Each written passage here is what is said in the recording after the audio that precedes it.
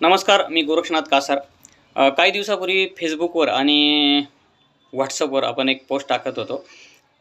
समस्त टक्कल बांधवांच्या न्याय हक्कासाठी अखिल भारतीय टक्कल आंदोलन लढा. तर तो एक मनोरंजनाचा भाग होता, तो एक करमणुकीचा भाग होता.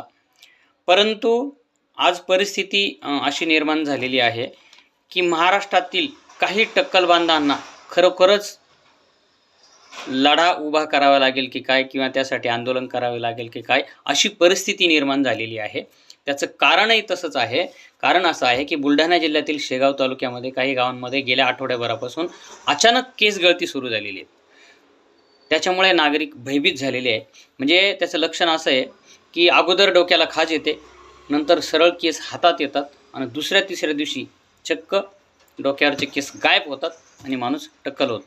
म्हणजे पूर्णपणे टक्कल होत आहे. यात लहान मुलंसुद्धा आहेत, महिलासुद्धा आहेत आणि वृद्धसुद्धा आहेत.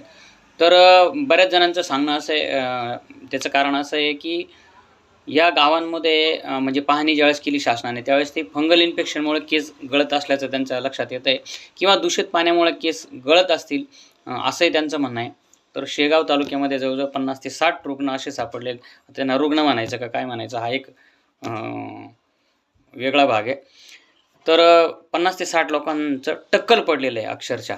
तर मी आत्ता ती बातमी वाचत होतो आणि मला ज्यावेळेस हे बातम्या यायला लागल्या त्यावेळेस मला 2-3 जणांचे मेसेज आले. एक जणाचा कॉल पण आला की आता तुमचं टक्कल आंदोलन मोठा जोर धरणार आहे. परंतु तो एक विनोदाचा भाग बाजूला राहू द्या. परंतु ही खूप मोठी शोकांतिका आहे आणि अशा प्रकारे जर होत असेल तर यावर शासनाने खरंच काहीतरी निर्णय घ्यायला हवं. मी तुम्हाला ती बातमी दाखवतो बघा. शेगाव तालुक्यातील 6 गावांमध्ये आठवडाभरात 51 जणांना टक्कल. आणि बघा, लहान मुलांना सुद्धा टक्कल पडलेले आहेत, महिलांना टक्कल पडलेले आहेत. आणि आता त्याचा परिणाम कशा पद्धतीने वाढणार आहे हे काही सांगू शकत नाही आपण.